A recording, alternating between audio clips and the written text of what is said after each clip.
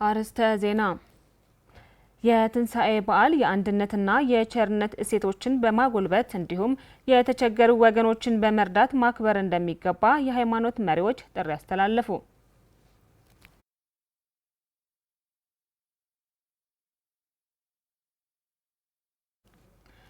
የትግራይ ጊዜያዊ አስተዳደር ጽሕፈት ቤት የእንኳን አደረሳችሁ መልካም ምኞታቸውን አስተላለፉ።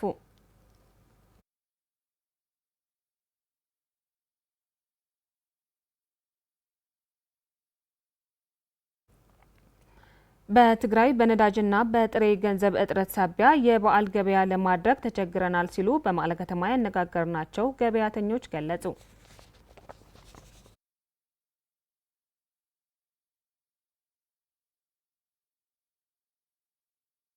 ሰላም ጤና ይስጥልን አድማጭ ተመልካቾቻችን እንደምን አምሽታችኋል። በቅድሚያ በመላው ዓለም ለምትገኙ የክርስትና እምነት ተከታዮች በሙሉ እንኳን ለትንሳኤ በዓል በሰላም አደረሳችሁ። ከምሽቱ ዜናዎች ጋር ትራሃት አድሃኖም ከመላው ስቱዲዮ ባለሙያዎች ጋር አብረናችሁ እንቆያለን። ቀዳሚ ወዳደረግነው ዜና እናልፋለን። አብራችሁን ሁኑ። የትንሳኤን በዓል የአንድነትና የቸርነት እሴቶችን በማጎልበትና የተቸገሩ ወገኖችን በመርዳት ማክበር እንደሚገባ የሃይማኖት መሪዎች ጥሪ አስተላለፉ። ብፁዕ ወቅዱስ አቡነ ማትያስ ባስተላለፉት መልእክት የትንሳኤ በዓልን ሃይማኖቱ የሚያስተምራቸውን መልካም ስራዎችን በተግባር በመግለጽ ልናከብር ይገባል ብለዋል። በዓለም አቀፍ ደረጃም ሆነ በሀገር ደረጃ የሚያጋጥሙ ፈተናዎችን ስለ ሰላም በጽናት መስራት ማለፍ እንደሚገባ ተናግረዋል። የኢትዮጵያ ካቶሊካዊት ቤተክርስቲያን ሊቀ ጳጳሳት ብፁዕ ካርዲናል አቡነ ብርሃን ኢየሱስ በበኩላቸው ምእመናን ከፈጣሪያቸው የተማሩትን በጎ ምግባር በተግባር እንዲያሳዩ ጥሪያቸውን አቅርበዋል። የኢትዮጵያ የወንጌል አማኞች አብያተ ክርስቲያናት ካውንስል ፕሬዝዳንት ቄስ ደረጀ ጀንበሩ የትንሳኤ በዓል ጥላቻ በፍቅር መለያየት በአንድነት እንዲሁም ሽንፈትን በድል የተተካበት መሆኑን አመልክተው በምእመናን ዘንድ ይቅር ባይነት ሊነግስ እንደሚገባ ተናግረዋል። በተለያዩ አካባቢዎች በችግር ውስጥ የሚገኙ ዜጎችን በመርዳትና መደገፍ የበዓሉ መገለጫ ሊሆን እንደሚገባም የሃይማኖት መሪዎች በመልእክታቸው አብራርተዋል።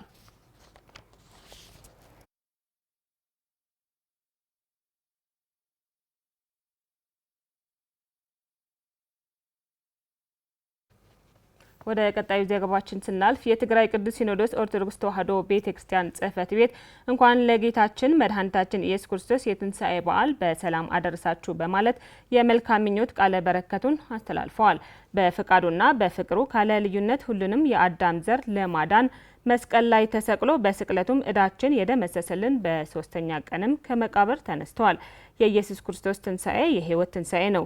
የፋሲካ በዓል ስናከብር ቤዛ ሆኖ የዘላለም ሕይወት የሰጠን ጌታችን መድኃኒታችን ኢየሱስ ክርስቶስ በመዘከር የተቸገሩትን በመርዳት የታረዙትንም በማልበስ እንደዚሁም ለታመሙና ለታሰሩ በመጠየቅ መሆን እንዳለበትም ቅዱስ ሲኖዶሱ አሳስበዋል።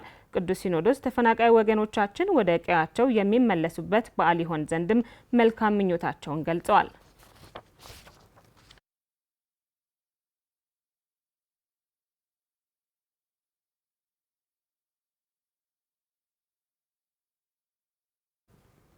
የትንሳኤ በዓል ስናከብር የጌታችን የመድኃኒታችን የኢየሱስ ክርስቶስ ርኅራኄን በመላበስ ከተቸገሩ ወገኖቻችን በተለይ ደግሞ ከተፈናቃዮች በአብሮነት ሊሆን ይገባል ሲሉ የመቀለ ሀገረ ስብከት ጳጳስ ብፁዕ አቡነ ኢሳያስ ተናገሩ። ብፁዕነታቸው በዓለ ትንሳኤን አስመልክተው ባስተላለፉት መልእክት ሰላምና መግባባት ማጎልበት እንደሚገባም መክረዋል። ርግበ ገብረ ትንሳኤ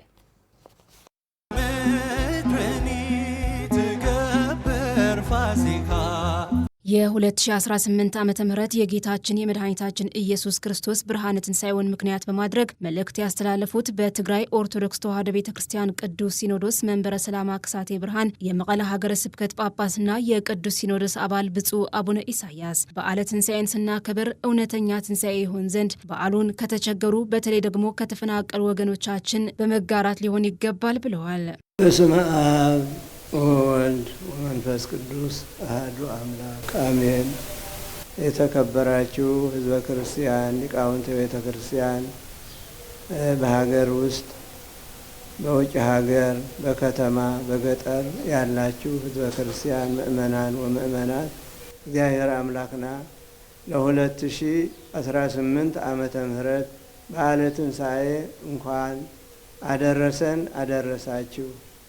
ስለዚህ ያው በዓለ ትንሣኤ ስናከብር የተቸገሩ የተፈናቀሉ በኬንዳ ሆነው በብርድ በፀሐይ በረሃብ እየተቸገሩ ስላሉ በዓሉ ከነሱ ጋር ስናሳልፈው እውነተኛ በዓለ ትንሣኤ ይሆናልና ሁላችሁ መተባበር ያስፈልጋል።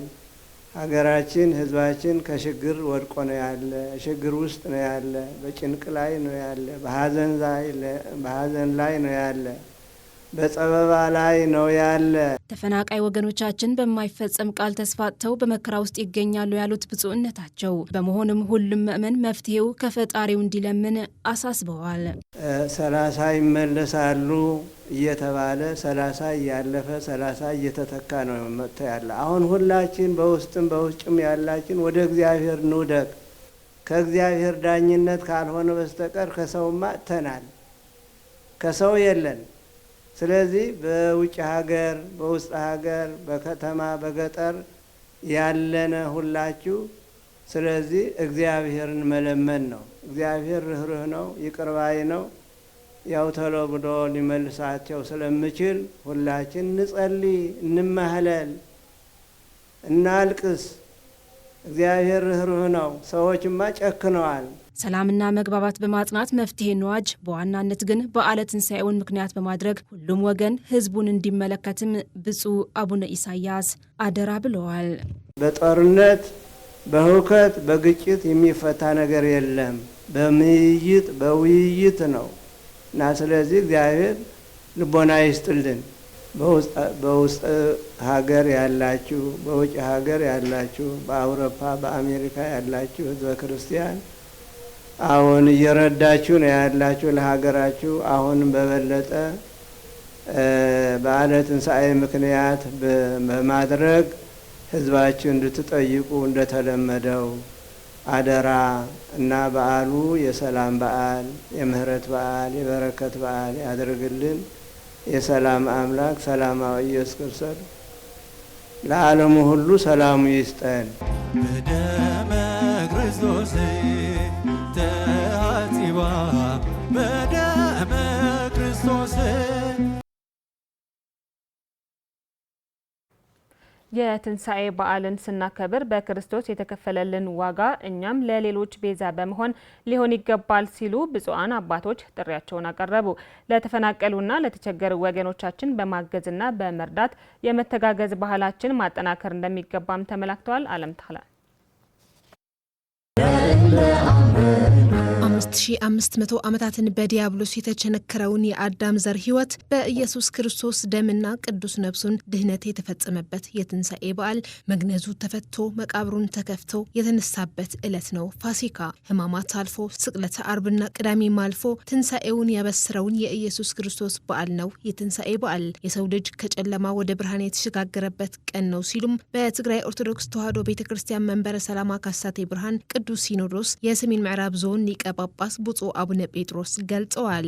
ትንሣኤ ማለት ኩላሃና ከምንፈልጦ ክርስቶስ ትንሣኤ ማለት ሁላችንም እንደምናውቀው ኢየሱስ ክርስቶስ በስቅለት አርብ ተሰቅሎ ከሞተ ከ3 ቀን በኋላ በእሁድ ዕለት ከሞታን በኃይሉና ስልጣኑ መቃብሩን ክፈቱልኝ ሳይል የተነሳበት ዕለት ነው። ለዓመታት የስቃይና የመከራ ህይወትን እንዲመሩ ከተገደዱት የትግራይ ተፈናቃይና ስደተኛ ወገኖች ትንሣኤ በዓልን ከነሱ ጋር በመሆን ማክበር ይጠበቅብናል ሲሉ ብፁዕነታቸው አባታዊ መልእክታቸውን አስተላልፈዋል። ዓመይ ከምቲ ዘሕለፍናዮ ኢና ንሕልፎ ዘለና አምና እንዳሳልፍነው ነው ዘንድሮም እያከበርነው ያለነው። አምና ወገኖቻችን ተፈናቅለውና ተሰደው ባሉበት መቼ ሆነ ወደ ቀያቸው የሚመለሱት እያልን የትንሣኤ በዓል አክብረናል። ዘንድሮም እነሱ ሳይመለሱ በከፋ ረሃብና ጥማት ላይ ሳሉ ነው በዓሉን እያከበርን ያለ ነው። ደስታችንን ሙሉ አይደለም፣ የተፈራረቀ ስሜት ነው እየተሰማን ያለው። በትግራይ ኦርቶዶክስ ተዋሕዶ ቤተክርስቲያን መንበረ ሰላማ ካሳቴ ብርሃን ቅዱስ ሲኖዶስ የደቡብ ዞን ሊቀ ጳጳስ ብፁዕ አቡነ ሊባኖስ በበኩላቸው የሁዳዴና አብይ ጾም ተፈጽሞ ፋሲካን የተበሰረበት ዕለት ነው የትንሣኤ በዓል ብለዋል። ጌታና ኢየሱስ ክርስቶስ ባርኩ ለሃበና ናይ መድኃኒትና ስጋ መድኃኒት ጌታችን መድኃኒታችን ኢየሱስ ክርስቶስ ባርኮ የሰጠን የስጋችንን መድኃኒት ያበሰረን ቀን ነው የትንሣኤ በዓል። የሁዳዴና አብይ ጾም ተፈጽሞ ፋሲካ የተበሰረበት ዕለትም ነው። ያለው ከሌለው ጋር በመሆን የመተጋገዝና የመደጋገፍ ባህልን በማጠናከር በዓላቶችን በህብረት ማክበር አለብን ሲሉ ብፁዕነታቸው ጥሪ አቅርበዋል። ፋሲካ ማለት ደስታ ማለት ነው። ደስታ በዓል እዩ። ፋሲካ ማለት ደስታ ማለት ነው። የደስታ በዓል ነው ስንል ደግሞ ቤታችን ሆነን መደሰት ሳይሆን ለተቸገሩና ላጡ ወገኖቻችን ካለን በማካፈልና ማገዝ በጋራ ማክበር አለብን። የሚቀመስ የሚላስ ያጡ ወገኖቻችን ልናያቸው ይገባል። የክርስትና ምሳሌ እኛ ልንፈጽመው ይገባል። ብፁዓን አባቶቹ በመላው ዓለም ለሚገኙ ለሁሉም ምእመናን የእንኳን አደረሳችሁ መልእክታቸውንም አስተላልፈዋል። ወምድረኒ ትገብር ፋሲካ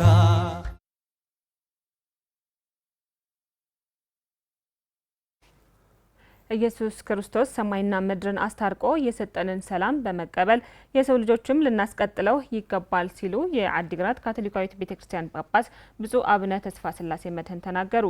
ብፁዕነታቸው አክለውም ሁሉም አካል በተለይ የፌዴራል መንግስት ዘላቂ ሰላም እንዲያረጋግጡ መልእክታቸውን አስተላልፈዋል። አሁንም ዓለም ታለ በኢየሱስ ክርስቶስ ሕይወትና ስቅለት ለሰው ልጅ ሕይወት ቤዛ የሆነበትን የትንሣኤ ዕለት ኢየሱስ ክርስቶስ ከብዙ ስቃይና መከራ በኋላ በደሙ ድህነት የፈጸመበት በዓል ነው የፋሲካ በዓል። በዓለም የሚገኝ ሰው በሙሉ የፈጣሪን ቤዛነት በተግባር አውሎ የሰላምና የተስፋ እንዲሁም የእርቅ ተግባር መፈጸም ይገባዋል ሲሉ የአዲግራት ካቶሊካዊት ቤተክርስቲያን ጳጳስ ብፁዕ አቡነ ተስፋ ስላሴ መድህን ገልጸዋል። በሱ መስቀልና በሱ ሕይወት ቤዛ ያለፈልን መድኃኔ ዓለም የተመኘልን የመደበልን የፍቅርና የሕይወት የተስፋና የእርቅና የሰላም መልእክት ስለሆነ የትንሣኤ መልእክት በያለንበት ዓለምና በተለይ በዚች ሀገርና በዚህ ክልል የምንገኝ እግዚአብሔር የፈጠረን የፈጣሪ ልጆች ነንና በፈጣሪ ሰማይና ምድርን ያስታረቀ በመስቀሉ በፍቅሩ በበጎ መንገዱ ያሳየን ለዓመታት የስቃይና የመከራ ህይወትን እንዲገፉ የተገደዱት የትግራይ ተፈናቃዮችና ስደተኛ ወገኖች እያገዝን በዘላቂነት ግን ወደ ቀያቸው የሚመለሱበትን ሁኔታ እያመቻቸን በዓሉን ማክበር አለብን ሲሉ ብፁዕ አቡነ ተስፋ ስላሴ ተናግረዋል። በስቃይ ያሉ ህዝቦች በስቃይ እንዲቀጥሉ አይደለም 6 ዓመት 7 ዓመት የሚኖሩበት ቦታ አጥተው እያለቁ ያሉ ህዝቦች በውጭም በውስጥም የያዘች የተፈናቀሉ ህዝቦች የያዘች አገር ናትና በዚህ ሰዓት እነዚህ ህዝቦች መጀመሪያ ወደ የቦታቸው ተመልሰው በሰላም እንዲኖሩ የሚያስችል የፖለቲካና የፍትህ ስራ እንድትሰሩ በእግዚአብሔር ስም እንለምናለን።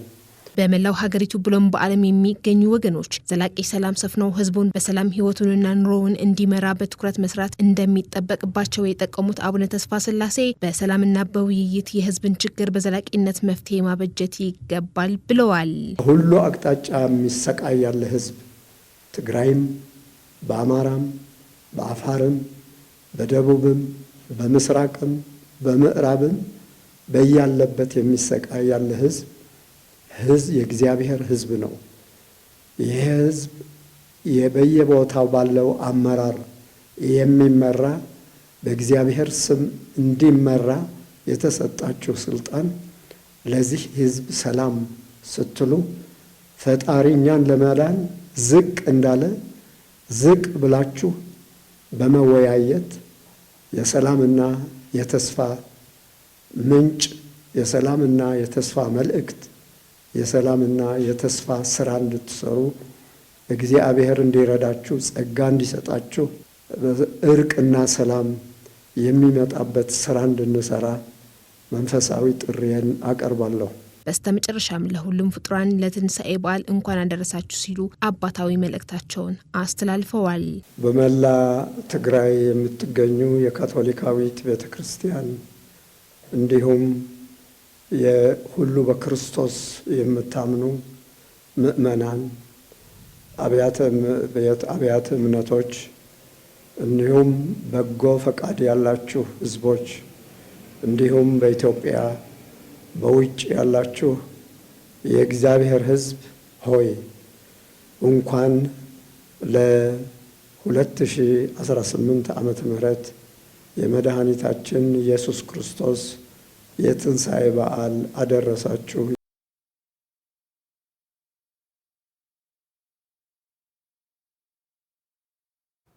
አድማጭ ተመልካቾቻችን ዜናዎቻችን አሁንም ይቀጥላሉ። አብራችሁን ሁኑ።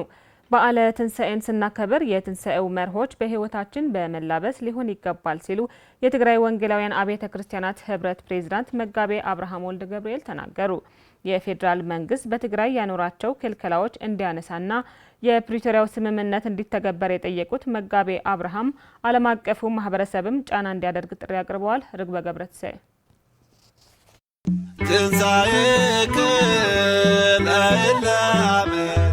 በዓለ ትንሣኤ የሰው ልጆች በኃጢአት ከወደቁበት ለማንሳት ጌታችን መድኃኒታችን ኢየሱስ ክርስቶስ የከፈለውን መስዋዕትነት የምናስብበት ነው ሲሉ የትግራይ ወንጌላውያን አብያተ ክርስቲያናት ህብረት ፕሬዚዳንት መጋቤ አብርሃም ወልደ ገብርኤል በዓለ ትንሣኤውን ምክንያት በማድረግ ባስተላለፉት መልእክት ገልጸዋል። በስመ አብ ወወልድ ወመንፈስ ቅዱስ አሐዱ አምላክ አሜን። ለሁሉም ትውልድ ለሁሉም ሰው እንኳን ለትንሣኤ ጌታችንና መድኃኒታችን ኢየሱስ ክርስቶስ በዓል እንኳን አደረሰን አደረሳችሁ ማለት እፈልጋለሁ።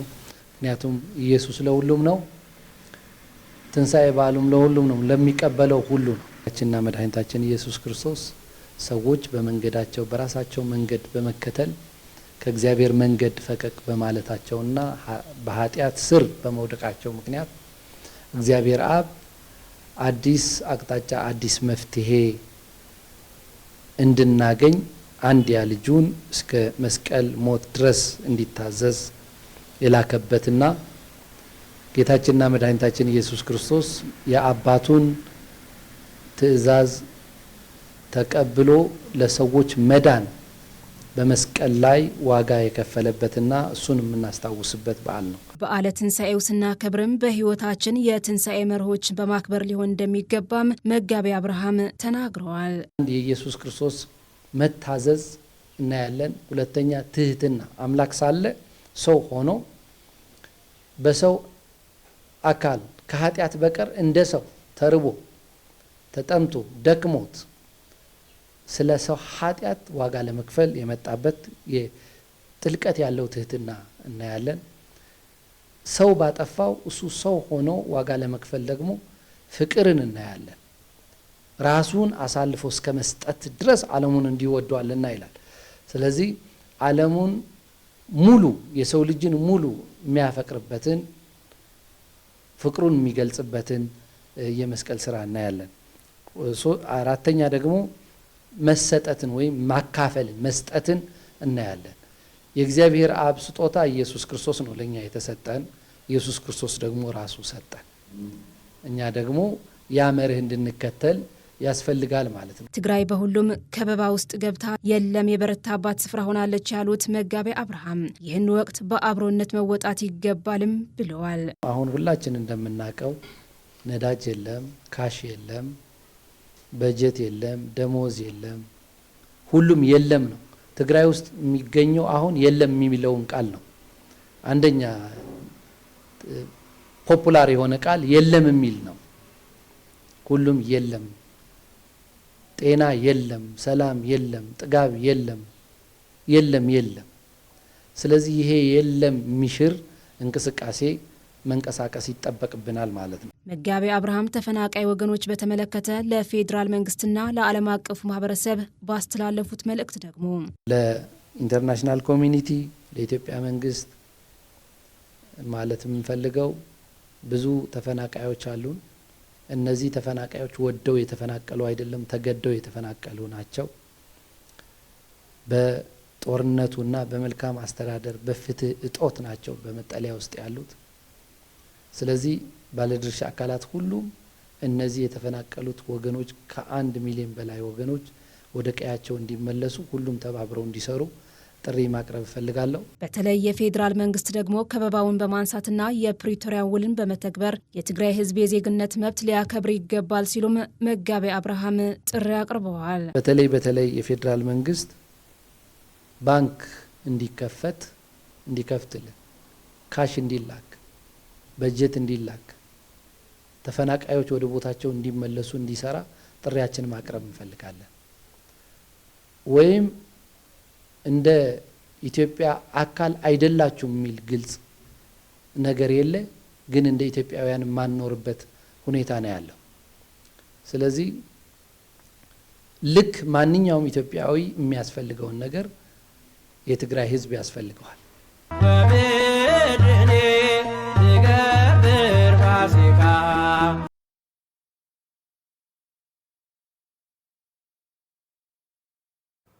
የትግራይ ጊዜያዊ አስተዳደር ፕሬዝዳንት ጽህፈት ቤት በሀገር ውስጥና በውጭ ሀገር ለሚገኙ መላው የክርስትና እምነት ተከታዮች በሙሉ እንኳን ለትንሳኤ በዓል በሰላም አደረሳችሁ በማለት መልካም ምኞቱን ገልጸዋል። በአስቸጋሪ ሁኔታ ላይ ሆነን እየተቀበልን ያለነው የትንሳኤ በዓል ተፈናቃይና የተቸገሩ ወገኖችን በማክበር መስተላለፍ እንደሚገባው መልእክታቸውን አስተላልፈዋል። በዓሉ የሰላም የደስታና የመተጋገዝ ይሆን ዘንድም ተመኝተዋል።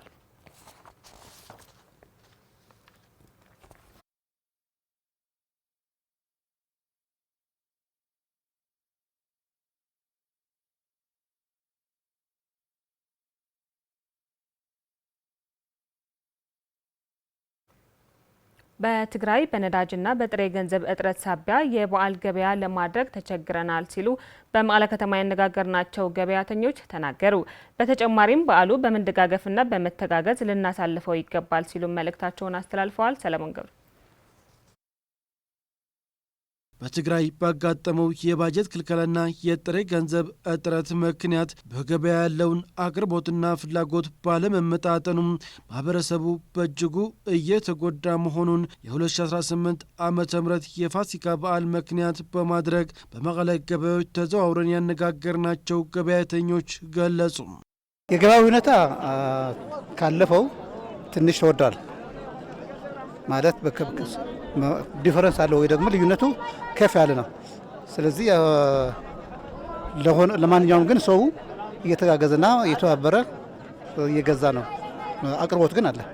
ዕዳጋ ናለሚ የዘንድሮ የገበያ ሁኔታ በአንድ በኩል መልካም ነው። ይሁን እንጂ ሁሉም ነገር ስለተዘጋጋ ገበያውን አስቸጋሪ አድርጎታል። በፊት ከተለያዩ የሀገሪቱ ክፍሎች እንዲሁም ከትግራይ ወረዳዎች ወደ መቀለ ለግብይት በብዛት ይገቡ ነበር። አሁን ግን ነዳጅ ባለመኖሩ የገባ የለም። ከመቀለ ዙሪያ ያለው ብቻ ነው በእግሩ ተጉዞ የመጣው። ዋጋም ትንሽ ጭማሪ አሳይቷል። በተለይም የመንግስት ሰራተኞች ደሞዝ አለመከፈላቸው ያለው የገንዘብ እጥረትና እንዲሁም በሀገር ደረጃ ያጋጠመው ነዳጅ እጥረት ነጋዴዎች ይሁኑ ገዢዎች እንደፈለጉ እንዳይንቀሳቀሱ በመደረጉም ገበያው ክፉኛ መዳከሙንና ማህበረሰቡም ለእንግልት መዳረጉን ገልጸዋል። ይህንን የካሽ እጥረት እና የመንግስት ሰራተኛ ደሞዝ በወቅቱ ያለመከፈልና በመዘጋቱ በገበያው ትልቅ ተጽዕኖ አድርጓል። ምክንያቱም አሁን ከገበሬ የሚመጣውን በሬ ወይ ደግሞ በግ ለመግዛት የግድ ካሽ ያስፈልገዋል። ሞባይል ባንኩ ደግሞ በገበሬ ላይ የለም። ስለዚህ ደግሞ በጣም ለችግሩ አስተዋጽኦ አድርጓል እና በጣም ነው የከፋብን። ተታሒዝ ምስ ዕዳጋ ለለ ጸገም ሰብ ምስ ገንዘቡ ናሃለየ ተዋሪዱ እዩ ኸዚ ብጣዕሚ እዩ ሓሲሩ ሰብ ሰው ከነ ገንዘቡ ተቸግሮ ነው ያለው። ትራንስፈር የሚባለውም ከበግና ከእንስሳት ግብይት ጋር አብሮ የሚሄድ አይደለም። ምክንያቱም በግና በሬ የሚያቀርበው አርሶ አደሩ ነው። አርሶ አደር ደግሞ በትራንስፈር እንዳይገበያይ የሞባይል ባንኪንግ ተጠቃሚ አይደለም። መንግስት ከፍተኛ ስህተት ነው እየፈጸመ ያለው። የዓለም አቀፉ ማህበረሰብም ህዝቡ እየተሰቃየ ዝም ብሎ ማየት የለበትም። ምዙ ሁነታት ሪኻዩ ምዙ ቅርሽ ለየለ ብምዃኑ ብጣዕሚ እንትን ይንሄ ምክንያት ኸሽ የለን። በጥሬ ገንዘብ እጥረት ምክንያት ያለውን ሁኔታ በጣም ከባድ ነው። ሁሉም ነገር በትራንስፈር ነው ሆኖ ያለው። ትራንስፈር ደግሞ ነጋዴው ብቻ ነው የሚጠቀመው እንጂ አርሶ አደሩ አይጠቀምም። በዚህ ምክንያት ህብረተሰቡ እየተጎዳ ነው ያለው። የመደጋገፍና የመተጋገዝ ባህላችን በማጎልበትም በዓሉን ላጡና ለተቸገሩ ወገኖች ማሰብና አብሮ ማሳለፍ እንደሚገባ የገለጹት ወገኖቹም በተለይም በመጠለያ ጣቢያ አስከፊ ሕይወት እያሳለፉ ያሉት ተፈናቃዮችን ማልበስና ማብላት እንደሚገባም ገልጸዋል። ለማንኛውም ህዝባችን እንደ ለምዶታል፣ በቃ ይህንን ስራ ለምዶታል። የተለያዩ አቅም ያነሳቸውና የተፈናቃዮች አሉ። ለኒዝ ደግሞ በመተጋገዝና በመደጋገፍ ማሳለፉ በጣም አስፈላጊ ነው ይላል። ሃይማኖትና ውን አብይ አውደ ዓመት ይዚ በሃይማኖታችን መሰረት ትልቅ በዓል ስለሆነ ሁሉም በርህራሄ በመተጋገዝ ልናልፈው ይገባል። በምግብ ይሁን በልብስ የተቸገሩትን መደገፍ አለብን። በተለይም ደግሞ ተፈናቃዮችን ማብላት፣ ማጠጣት፣ ማሰብ ይገባናል። በዓል ሃይማኖትና ውን ሀሙ ይልፈቅዶ ምስትልልካ ሰብ ተካፋፊልካ ብላ ይልል ሃይማኖታችን እንደሚፈቅደው ተካፍለን መብላት ነው ያለብን። አንድ እንጀራም ትሁን ለሁለት ተካፍለ መብላት ነው ያለብህ። መጽሐፍም እንደዛ ነው የሚያዘው። መተጋገዝና መደጋገፍ ነው ያለብን። ሁሉም የክርስትና እምነት ተከታዮችም መልካም የፋሲካ በዓል እንዲሆን ተመኝተዋል። ለመላው ኢትዮጵያ ህዝብና ለትግራይ ህዝብ እንኳን አደረሳችሁ እላለሁ። አቦ ደግመ ሁሉ ዝኸል ሕዙን ሙሉ ለመላው የክርስትና እምነት ተከታዮች እንኳን አደረሳችሁ ማለት ፈልጋለሁ። በዓሉ የሰላም የደስታና የፍቅር ያድርግልን እላለሁ።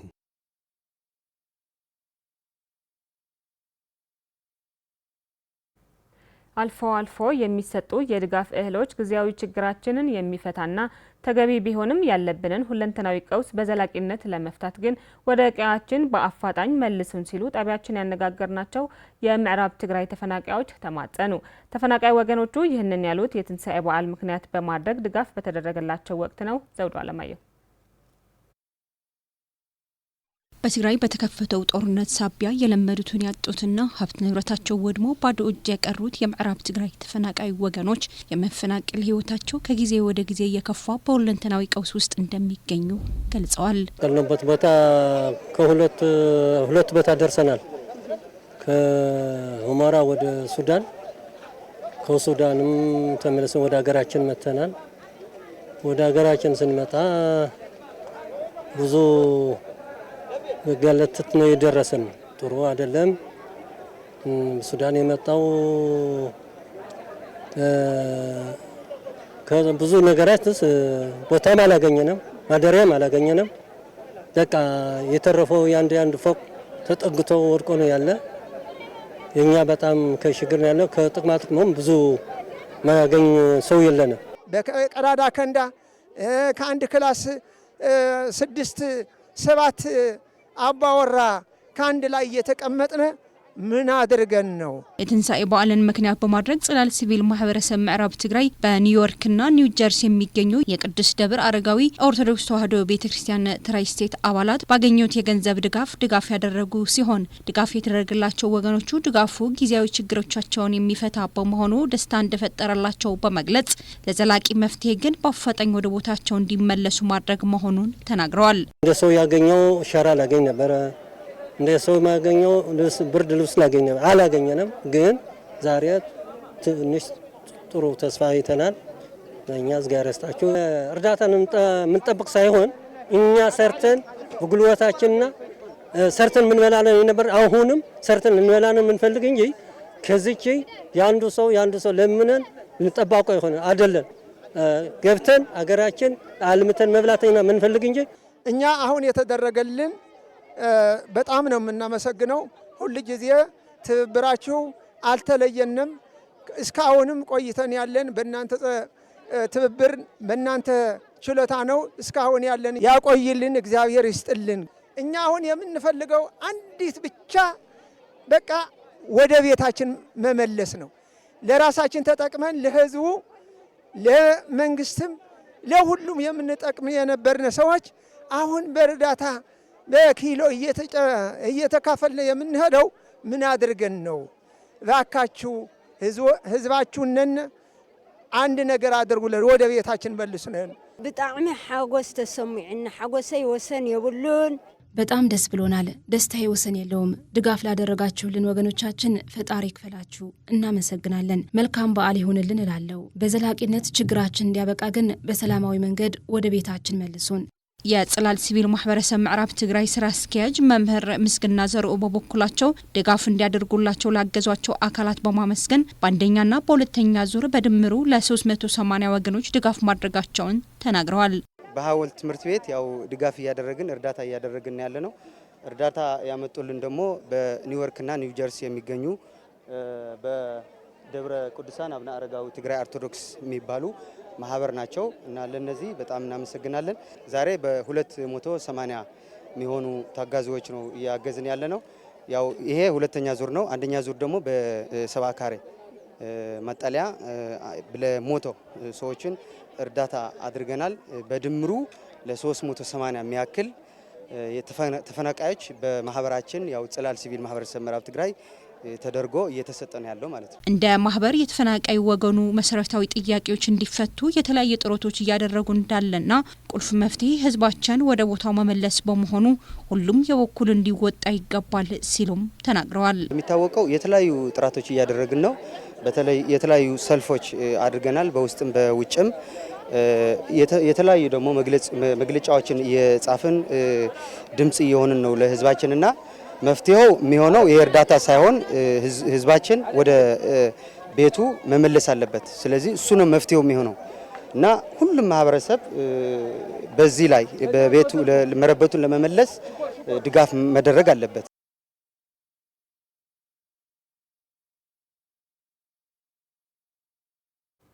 በመጨረሻም የውጭ ዜና የአሜሪካና ኢራን ጦርነት ለመቋጨት የታለመው ታሪካዊ የሰላም ድርድር ዛሬ በፓኪስታን መዲና ኢስላማባድ በከፍተኛ ጥበቃ ተጀመረ። በአሜሪካ ምክትል ፕሬዚዳንት ጄዲ ቫንስ የሚመራው የአሜሪካ ልዑክ ዛሬ ማለዳ ፓኪስታን ኢስላማባድ የደረሰ ሲሆን በፓኪስታን ጦር አዛዥ ፊልድ ማርሻል አሲም ሙኒር አቀባበል ተደርጎለታል። ይህ ድርድር እንደ አውሮፓውያኑ አቆጣጠር ከ1979 የኢራን አብዮት በኋላ በሁለቱ ሀገራት መካከል የተደረገ ከፍተኛው የዲፕሎማሲ ግንኙነት ሲሆን ከ2015ቱ የኒኩለር ስምምነት በኋላም ለመጀመሪያ ጊዜ የተደረገ ይፋዊ የፊት ለፊት ንግግር ነው። ምንም እንኳን ንግግሩ መጀመር ትልቅ ተስፋ ቢሰጥም የኢራን ልዑክ መሪና የፓርላማ አፈ ጉባኤ መሐመድ ባገር የተኩስ አቁም ስምምነቱ ሊባኖስን እንዲያካትትና የታገዱ የኢራን ሀብቶችን እንዲለቀቁ ቅድመ ሁኔታ ማስቀመጣቸው በሂደቱ ላይ ጥላ አሳርፏል ተብለዋል። ስምምነት ላይ የማይደረስ ከሆነ አሜሪካ ኢራንን ማጥቃቷን እንደምትገፋበት፣ ኢራን ደግሞ ሆርሙዝን እንደምትዘጋውና ለተራዘመ ጦርነት መዘጋጀቷን እያስጠነቀቁ ይገኛሉ።